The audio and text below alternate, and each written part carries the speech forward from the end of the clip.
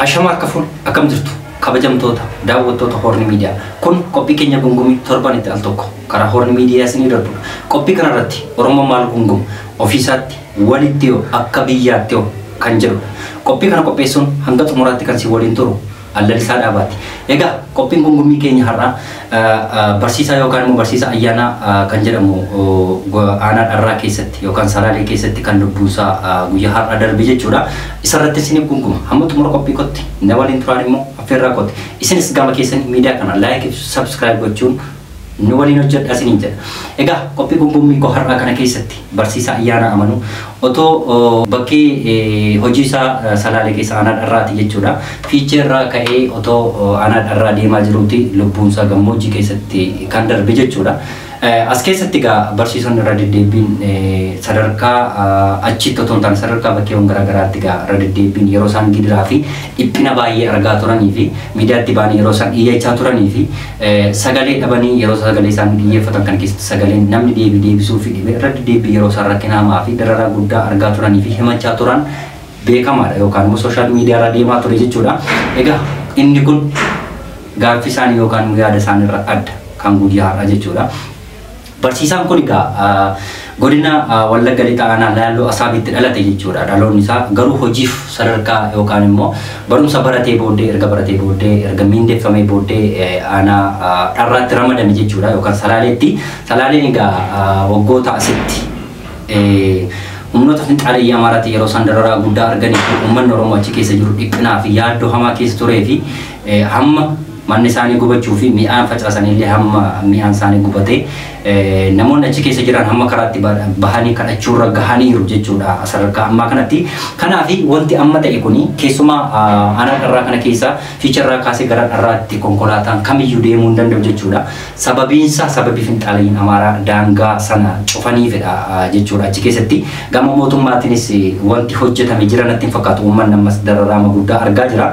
Barsiisaan kun egaa hojiif jedhee yeroo Wallagga Lixaa naannoo Asaabitti dhalatee achi hojiif jedhee yeroo salaalee deemaa ture kana keessatti guyyaa lama ol deeme jechuudha. Guyyaa lama ol isa qofaa miti namoota 100 ol ta'anii uummata wajjiraan barsiisota wajjin walitti dabalamanii otoo deemaa jiranii gammoojjii Jaamaa jedhamu kana keessatti lubbuun isaa darbe jechuudha. Egaa as keessatti wanti amma ta'amaa jiru yookaan immoo wanti barsiisaa ayyaana amanuu irratti ta'e kun waan addaati. Maaliif inni barsiisaan gad dhiphina guddaa argamaa jira ammas gara fuulduraattis waan dhaabbatu hin fakkaatu. Ooyin miindaan isaa miindaa gaarii ta'eetidha gammoojjii akka kana keessatti lubbuun isaa darba miti. Yooyin bakka barsiisonaati mana jireenyaa argatee jireenya gaarii jiraata miti.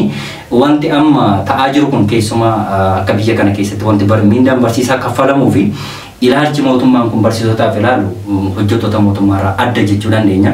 Maaliif warreen isaaf ergamanii fi warreen akka gara isaaf odeessanii fi isaaf dubbatan qofaadha. Warreen miindaa gaarii nyaachuu danda'anii barsiisaan dhaloota barsiisuu fi dhaloota qaruu akka nama qaansiraa hojjetu yookaan immoo akka nama tola ooltummaa jechuu dandeenya. Tola ooltummaa hojjeta barsiisaan jechuu dandeenya. Maaliif miindaan hojjetu qallabarra darbu yookaan immoo uffanni jira nyaanni jira waan garaagaraa jira maateriyaaliin mana keessa kan hundumaa bituuf hin danda'u.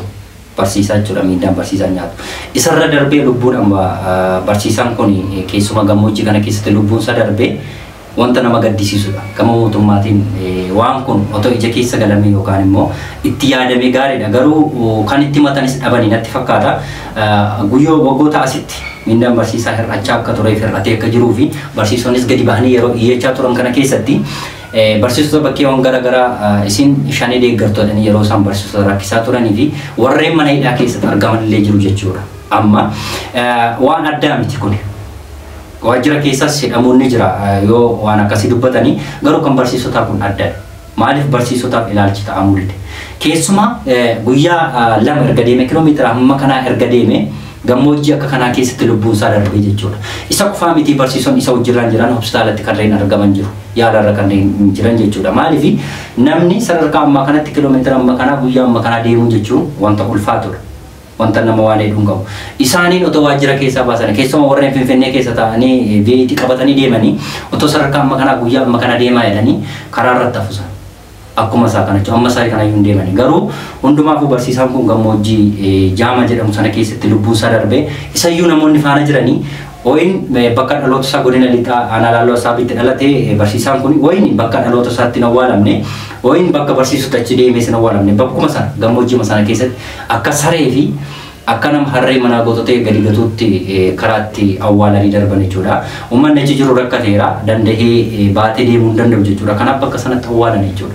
Bakka firoonni isaa fi bakka nam tokkoon argamnetti akka bineensaatti lubbuun amma darbaa jiru kan nama gaddisiisudha malee lubbuu isaa qofa otoo hin taane lubbuu baay'eetu darbaa jira. Garuu lubbuun barsiisaa kun yakka tokko hin godhin balleessa tokko hin godhin konkolaataan sadarkaa sana yookaan immoo kallattii sanarra deemuu baatuu dhiisuu isaatiinidha kan lubbuun barsiisaa kun gammoojjii kana keessatti darbee jechuudha. Maali biyya keenya kana keessatti lubbuun namaa kun amma sareetti ilaalamumaaf dadhaba. Kabajam akkamitti dhabe lubbuu namaaf. Namni nama ta'e amma lafa kanarra jirutti barsiisaan kun miindaa gaarii hin nyaatu. Barsiisonni kamiyyuu beekamaadha. Garuu lubbuu namni kun akkamitti amma tuffii namni kun barsiisaa kanarra ga'ee lubbuun barsiisaa kun karaatti hafe. Barsiisaan kun barsiisa dargaggeessa reefu barsiisaa ola deemaadha. Kanaaf wanti achitti ta'aa jiru keessumaa gama mootummaatiin barsiisaa irratti wanti ta'amaa jiru baay'ee kan nama gaddisiisuu fi baay'ee dubbachuunsa kan namatti ulfaatudha jechuudha. Lubbuun ammatti dhiisameera. Keessumaa biyya kana keessatti biyya keenya kana keessatti wanti lubbuun nama akka sareettu ilaalamaa jiru garuu ofii isaanii siree gaarii fi mana gaarii keessa jiraachaa fi makiinaa gaarii qabatanii deema. Barsiisaan birrii 2,000 ramadanii allayyaatti gadhoofanii lubbuu barsiisaa kana karaatti yookaan immoo allayyaa qixxaramatti lubbuu isaa darbuun kun baay'ee nama gaddisiisa. Baay'ees ulfaataadha jechuu dandeenya. Kanaaf namoonni achi keessa jiran amma warreen amma isa wajjirraan jiran sun hospitaalitti warreen argaman feetu lubbuun isaanii hafuu danda'a isaanis akkasuma lubbuun darbuu danda'u hin beekamu jechuudha. Kanaaf warreen miilana yookaan immoo godina Shawaa Kaabaa Salaalee keessatti lubbuun darbe yookaan immoo lubbuun barsiisaa ayyaana amanuu darbe kuni seenaa keessatti kan galmaa'udha. Dargaggeessa ola deemaa yookaan dhaloota baay'ee qaruu danda'u dhabne jechuudha seenaa keessatti beekaa tokko dhabne jechuudha guyyaa har'aa. Kanaaf achi keessatti yookaan immoo godinoota bakkeewwan garaagaraa keessatti yookaan immoo Wallaggaa ta'uu Walloo isaa ta'uu fi godinoota biroo keessatti shaneetu achi keessa jira konkolaataan deemuu hin danda'u shaneetu karaa cufeera shaneetu karaa kuteera jedhamee odeeffama gama mootummaatiin siyaasa fayyadamanii jechuudha. Eshi dharraa kana keessatti aanaa dharraa kana keessatti fi barsiisaan kun gammoojjii keessatti kan darbe shaneetu karaa sana cufe. Moo konkolaataa shaneetu dhaabe. Finxaaleeyyiitu uummata achi keessa jiru waggaa tokko ol buqqisee akkamitti iddoo kaanitti shaneetu rakkoo dhuumee uummata irratti ol oofama yookaan siyaasni gaggeeffame warreen mana jiran manaati baasanii warreen mana hidhaa jiran immoo mana hidhaati baasanii lubbuun isaanii darbamaa ture lubbuu balleessaa turan dargaggeessa qeerroo meeqatu baay'een isaa dhumeera. Abbaa ijoollee baay'eetu sadarkaa dubartii deesse dubartii ijoollee 6-7 qabdu abbaa ishanii deeggartan yeroo isaan gadi baasanii ajjeesan ni mul'ata bakkeewwan garaagaraatti kun soba miti wanta isaan jedhanii fi wanta argamaa turedha. Kanaaf wanti Salaalee keessatti ta'e yookaan immoo wanti aanaa dharraatti har'a barsiisaan kun gammoojjii qixxalamaanitti lubbuu isaa darbe kuni jechuudha.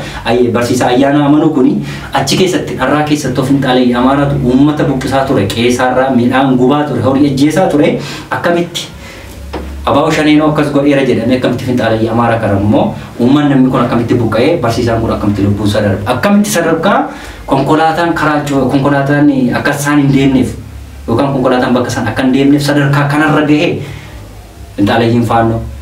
Amma kana uummata karaatti yookaan lubbuu amma kana waaqatu ajjeese jechuu hin dandeenyu gama keenyaan jechuudha. Maaliif kiiloomeetira amma kana deemu namni gaangee miti konkolaataa miti lubbuu hin dadhaba waan ta'eef akkamitti namni otoo sadarkaa amma kana deeme bakka amma kana deeme isayyuu miindaa fulbaanaa oowwatanii miindaa fulbaanaa isiniin kennamu dhameetu barsiisonni kun sadarkaa amma kana deeman jechuudha. Kiiloomeetira amma kana deeman namni namaaf yaadu akkamitti dadhabe. Kanaaf wanti achi keessatti ta'ee fi waan amma barsiisa ayyaana irratti ta'e kuni finxaaleeyyiin amaaraa karaa cufuurra darbee konkolaataa dhaabsisuurra darbee lubbuu nama gammoojjii keessatti baasisaa jira jechuudha. Isin gama mootummaatiin shanee tokkos godhamee deemee uummata Oromoo attaallalaa turtanii finxaaleeyyiin amaaraa kana tasgabbeessuun akkamitti dadhabame gama mootummaatiin akkamitti Finfinnee keessumaa hulaa Finfinneerra Salaaleen Finfinneerraa fagoo miti akkamitti Finfinnee galteetti jechuudha faannoon jechuudha. Sadarkaa kanatti karaa cuftee sadarkaa kanatti barsiisota amma kana rakkistee amma kana dhiphistee sadarkaa amma kanaatti lubbuun barsiisaa gammoojjii keessatti darbataana finxaaleeyyiin amaaraa kun isheetu bushaa jira isheetu uummata ajjeesaa jira mootummaa waliin hojjechaa jiru jechuu dandeenya.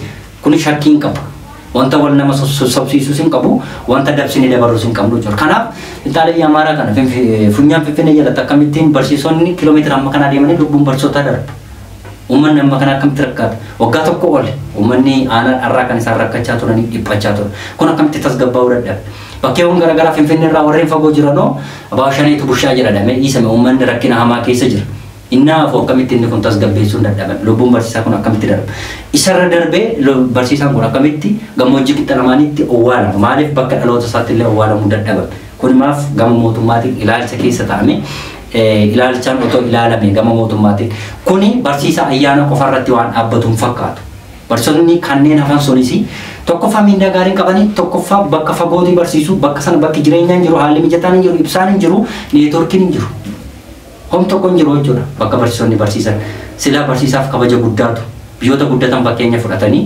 ilaaluun danda'ama ture sadarkaa miindaa barsiisaan nyaatuu fi kabaja barsiisaan qabu jechuudha garuu gama mootummaatiin keessumaa biyya keenya Itoophiyaa kana keessatti waan barsiisaaf ta'amaa jiruu fi wanti barsiisaaf kaffalamaa jiruu fi wanti barsiisaaf kabajni amma ta'amaa jiru kunoo dhumni barsiisaaf kabajni barsiisaa gammoojjii qixa lamaanitti lubbuun isaa darbuu fi achitti owwaalamuudha akka sareetti ilaalamuudha jechuudha kanaaf gama mootummaatiin wanti sababii uumanii bakka san akkasidha achi shaneetu bushaa achi Finfinee Amaaraa jira jedhanii hojjechuu yookaan siyaasa fayyadamuurra bakki sun tasgabbaa'ee konkolaataan deemamee otoo konkolaataan deemate lubbuun barsiisaa kun hin darbuyyuu ture kanaaf gama mootummaatiin otoo ilaalchi keessa galamee keessumaa barsiisota baadiyyaatii barsiisaniif haalli mijatee fi achisaa jiraatanii achi jiraachuu dhiisanii otoo miindaa kennaniiruufi ta'e miindaa fulbaana kana otoo dorsinnee fide lubbuun barsiisaa kana darbuu dhiisuu danda'a kanaaf gama mootummaatiin otoo ilaalchi ta'ame keessumaa aanaa dharraan kun uummanni achi jiru sun dararaa guddaa argaa jira Finfinee Amaaraatiin jechuudha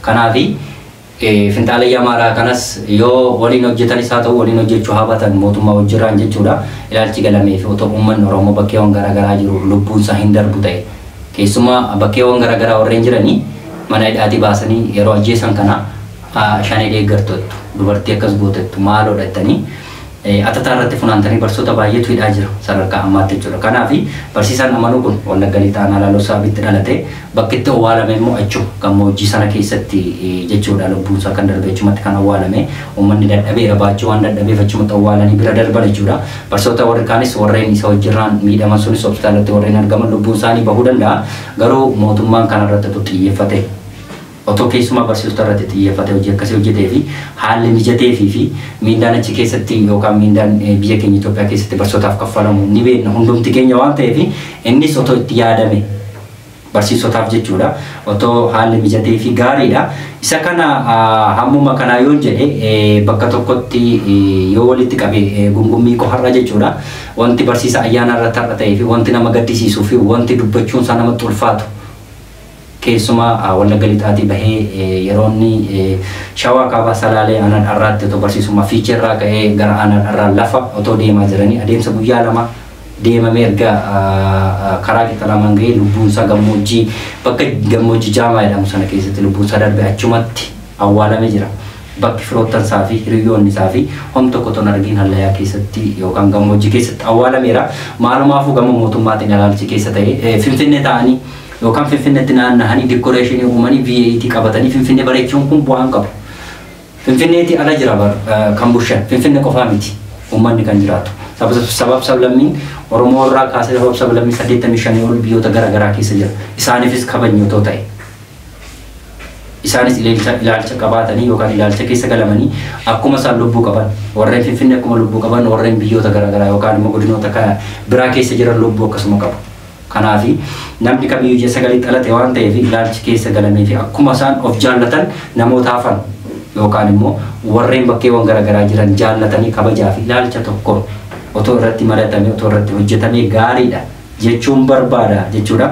Kanaaf Finfinnee keessa ta'anii hojii hojjechuu otoo hin taane Finfinneetti alas warreen yookaan immoo albuunni baay'een jira waan ta'eef faayidaa dhuunfaa isaanii fedhanii Finfinnee qofa bareechuun kun bu'aan qabu rakkoo baay'een Finfinnee jira otoo hin taane godinoota biraa keessa yookaan immoo godinoota Finfinnee ala keessa jira rakkoo cimaa waan ta'eef rakkicha otoo furanii yookaan immoo Finfinee Amaaraa takkas godhee Abaaw Shanii takkas godhee jechuurra wanti ta'ame sun yookaan wal sobuurra irra darbuurra siyaasa fayyadamuu miti lubbuun barsiisaa kunis siyaasa wajjin waliin ilaallatu. Dhugaa qaba dhugaa foto deemaa jiruuti barsiisa dhaloota qaruu foto deemaa jiru lubbuun isaa darbe gammoojjii keessatti jechuudha. Kanaaf as keessatti wanta wal somnuuf hin qabnu gama mootummaatiin jira. Kanaaf ilaalcha keessa galamee otoo gama barsiisotaan irratti hojjetame gaariidha jechuun barbaada. Egaa kabajamtoota daawwattoota Horn Miidiyaa qophiin gungummiin ani har'aaf qabadhe keessumaa barsiisaa ayyaana amanuu irratti jechuudha. Gammoojjii qixa lamaanitti lubbuun isaa darbe irratti ture. Qophii kana qopheessuun kan sinfaana ture Allalisaa Dhaabaati. Qophiilee Horn Miidiyaa waliin immoo turtii gaarii qabaadha.